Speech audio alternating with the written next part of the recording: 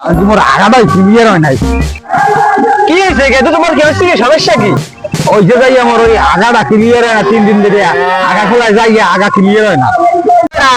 তুই একটু পাতলা খা, পাতলা খা, পাতলা তরল খাবার খা। এতদিন না করলে মোর দ্বারে আইস, তোরা আনকমটা খাওয়ানো মরে কেমনে যে পাতলা খাইলে একশো কমিয়ে দেবে। জানো না, আমার 70% ডাক্তার হয়ে গেছে। হ্যাঁ জানো না তুই? তাই আপনি ডাক্তার আছেন তা কোন পর্যন্ত নেওয়া বড় করছেন? আরে বেড়া মুই বেড়া এমবিটা করছি, বিশেষটা খালি বাকি ছিল 30%।